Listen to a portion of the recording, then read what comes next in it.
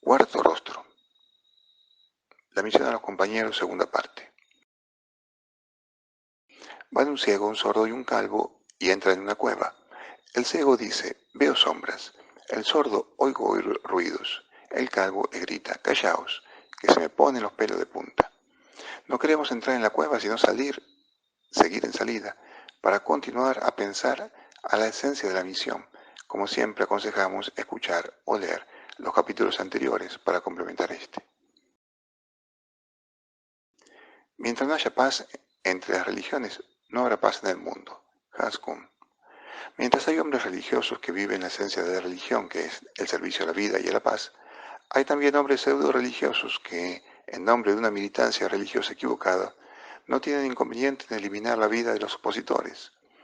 Eso está aconteciendo en nuestro tiempo. Esta militancia equivocada la podemos identificar en otras religiones, pero tal vez no nos damos cuenta de que también los católicos hemos pecado y hemos visto la presencia de Dios en medio de nosotros y la presencia del demonio en medio de los otros. Los católicos boños veían a Dios a su lado y veían solo al demonio al lado de los serbios. Así lo constatan innumerables sermones y arengas eclesiales. De manera que estar entre la gente como discípulo de Jesús tiene sus exigencias, y la primera es ser testigo de la fraternidad. Te invito a dar una mirada al mundo asiático como un ejemplo de una situación donde debe vivirse la misión de Intergentes. Asia. Asia es el suelo nativo en el cual brotaron las antiquísimas religiones del mundo, como el hinduismo, el budismo, el jainismo, el confucianismo, el taoísmo. En el Asia occidental nacieron el judaísmo, el cristianismo y el islamismo.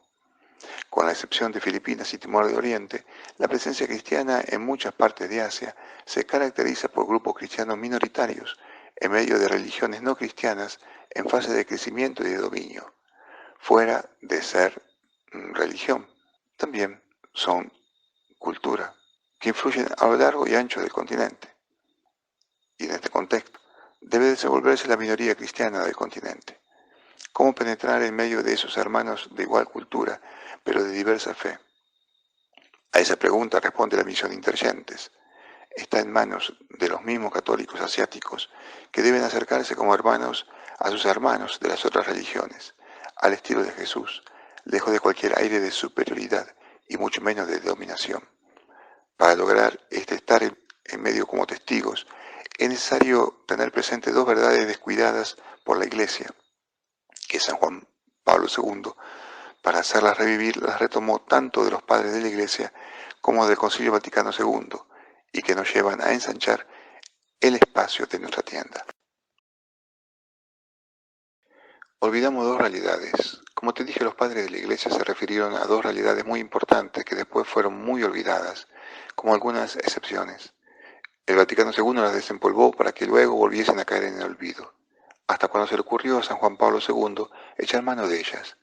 Estas dos realidades son las semillas del Verbo y la acción universal del Espíritu Santo.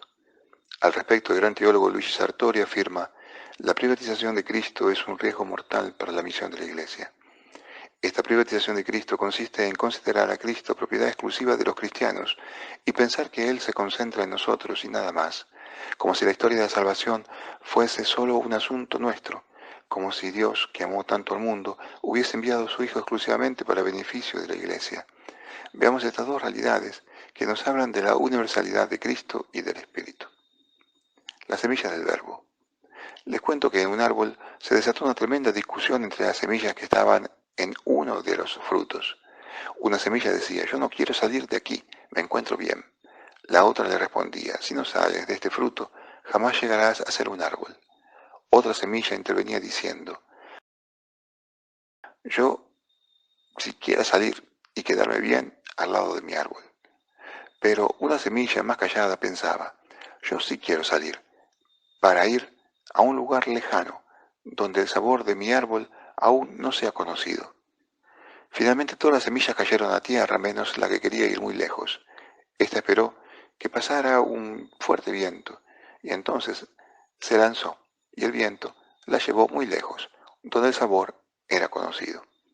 Pero sucedió que alguien se dio cuenta de la nueva semilla, la vio como algo novedoso, la examinó y dijo: esta semilla debe provenir de algún árbol, debe buscarlo, porque lo que esta semilla tiene en forma escondida, potencial y pequeñita, el árbol lo tiene en plenitud.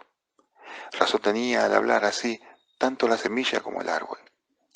Comparemos al Logos, es decir, al Hijo de Dios, con ese árbol y a la semilla con la presencia del Hijo de Dios, sembrado como pequeña semilla a lo largo y ancho de la creación, que contiene en potencia viva la sabiduría, la verdad, la luz y los demás valores del Logos. Los padres de la Iglesia tuvieron que admitir que algo misterioso y maravilloso tuvo que haber acontecido en medio de los sabios paganos y de los pueblos paganos. Muy pronto surgieron explicaciones de las cuales la principal y más valiosa fue la dada por San Justino. Se trató de la doctrina de la semilla del verbo. Puzzle. Cuando vemos la cantidad y diversidad de fichas con las que se arma un rompecabezas o puzzle, todo ello puede parecer caótico, pero esa confusión desaparece cuando se ha armado el rompecabezas y una espléndida figura, toda ella llena de sentido, se percibe como asombro. Lo que pasa es que nosotros, debido a nuestro limitado entendimiento, vemos la diversidad de fichas y nos parece todo muy contradictorio. Con el título El bordado de Dios, un autor introduce una escena familiar significativa. Cuando era chico, mi madre solía coser mucho. Yo me sentaba cerca de ella y le preguntaba qué estaba haciendo. Ella me respondía que estaba bordando.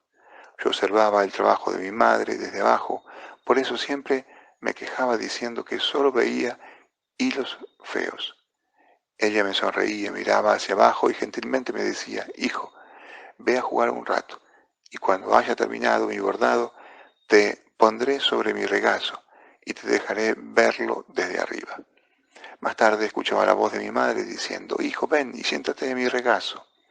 Lo hacía de inmediato y me sorprendía y emocionaba al ver una hermosa flor o un bello atardecer en el bordado. Dios sabe ver la espléndida figura que no logramos imaginar, y como en esa figura, sin disminuir el valor de cada ficha o de cada hilo, aparece la centralidad de la encarnación y el momento culminante de la Pascua. Esta semilla está presente en todos los corazones, en todas las culturas, en todos los pueblos y muy especialmente en todas las religiones. Dado que se trata de semillas que revelan algo de la realidad de Dios y de la voluntad salvadora de Dios, nos conducen a una teología de las religiones muy interesante que nos habla de la historia de la salvación más allá del círculo en el que más se ha concentrado la Sagrada Escritura, el pueblo judío y el pueblo cristiano. La voluntad salvífica de Dios. La voluntad salvífica de Dios coincide con la universalidad de la humanidad en el tiempo y en el espacio. Por eso las semillas del Verbo llenan todos los tiempos y todos los espacios, porque son los signos vivos del amor de Dios, que no tienen frontera. Las semillas del Verbo son vestigios, señales y rastros de la salvación universal. No son signos de un Dios nacional, son semillas de vida para todos. El concilio habló de que cuando los miembros de las otras religiones viven los dictámenes de su propia conciencia, están en el camino de la salvación.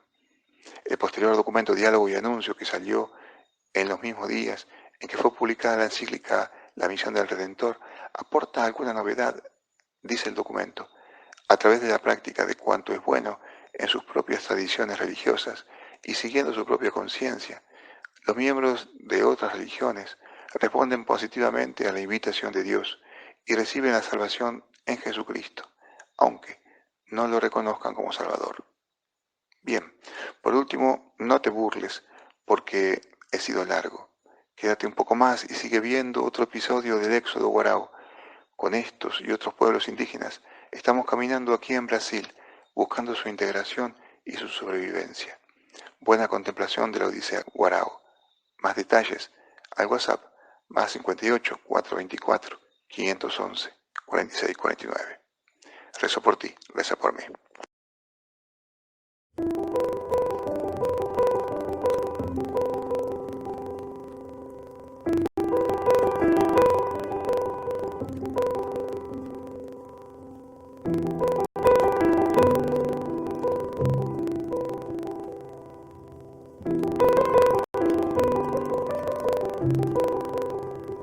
días, mi nombre es Euligio Bay. Tengo ya aquí en Boavista 3 años. Yo trabajo como aidamo dentro del abrigo Pitolandia. Y ahí somos 9, 8 en Ñapá y 9 Guarao, 1 en Ñapá.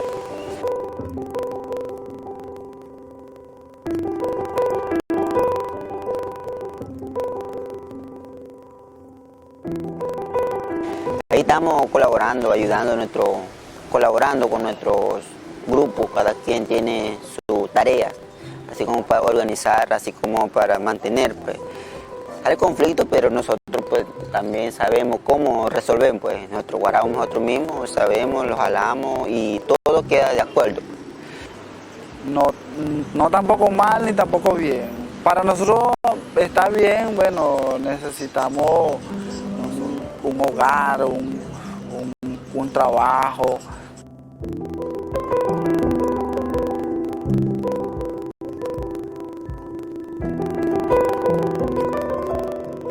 Claro que es verdad, nosotros tenemos un poco de ayuda, pero no es lo suficiente lo que nosotros queremos.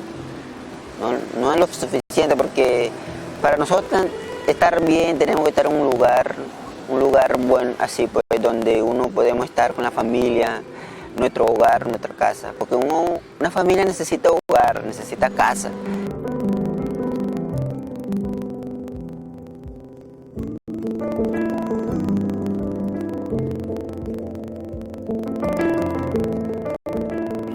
Hasta ahora es verdad que en algunas situaciones no ha sido fácil, principalmente, la principal medida, el principal mecanismo de acogida que el Estado brasileño ha tenido con el pueblo guarao, principalmente a partir de 2017, ha sido el mecanismo del abrigo, lo que se llama aquí el abrigo o el refugio. Y el abrigo o el refugio hasta ahora, sea el de Pacaraima como el de aquí de Pintolandia, aquí en Boavista, se ha caracterizado por una rigidez muy fuerte en relación a la administración de ese local por parte de las entidades que el Estado brasileño determinó, en concreto el Ministerio de Defensa a través de las Fuerzas Armadas, el Ejército, y el convenio que la ACNUR hizo con una entidad que es la entidad Fraternidad Internacional.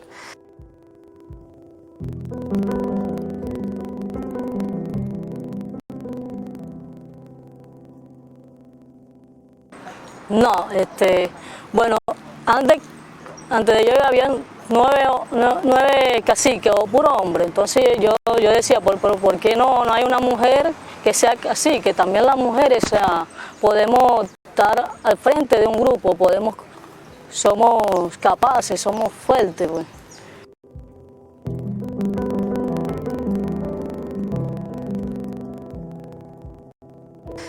Nosotros entendemos que la forma como ellos han concebido, como estas entidades han concebido los abrigos y la relación con los guaraos, es una relación que impide la libre circulación de los guaraos y el libre acceso de los guaraos a otras relaciones, a otras conversaciones, a otras entidades, como puede ser el CIMI o cualquier otra. Entonces, por ejemplo, el hecho de que el acceso a los abrigos sea un acceso muy controlado, incluso para las entidades que quieren trabajar con los pueblos indígenas, o incluso para las entidades con las que los pueblos indígenas quieren trabajar, esa rigidez, esa dificultad en el acceso nos ha impedido bastante poder tener una relación mucho más fluida con los guaraos para poder entender cómo ellos se estaban organizando dentro, de qué forma estaba siendo respetada o no su propia forma de organización social, que evidentemente se reconfiguran dentro de este proceso de movilidad, pero de qué forma su dignidad, sus deseos, sus ansios, sus anhelos estaban siendo respetados y también sus formas propias de organizarse y tomar decisiones.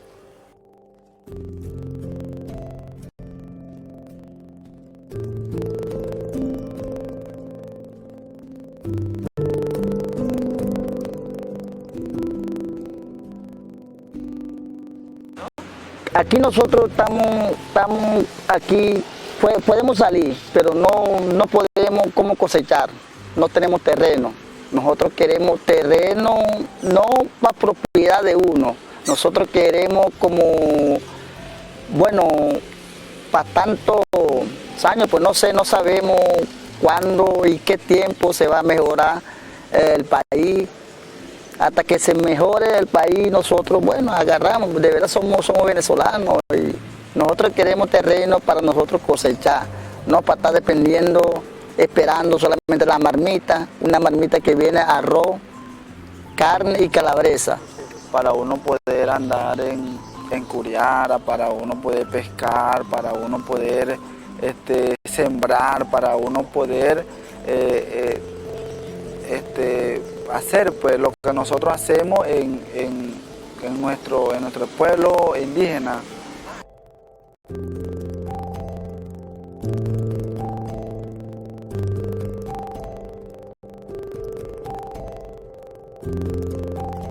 No, ese no es la comida de nosotros. La comida de nosotros es pescado, como la yuca, como el ocumo, como los plátanos. Entonces nosotros lo que estamos comiendo es puro arroz, no, y también no viene frango, lo que viene es puro carne de cerdo, carne de puerco y calabresa. Hay una claridad en ese sentido de que Pintolandia les impide sacar lo mejor que tienen de sí mismos. ¿Qué es lo que está sucediendo? Que estamos llegando a un momento en el que, infelizmente, mucha gente tiene que optar entre la garantía de la alimentación, que eso solo existe en los abrigos, y la garantía de la autonomía y de la libertad para tomar sus propias decisiones. Porque aparentemente poder ser autónomo y libre no te garantiza políticas de Estado en términos de ayuda en alimentación o de ayudas en términos de educación y salud. Esa es la gran contradicción que ha traído Cahuanuco. Es decir, al final la alimentación está dentro en Pintolandia.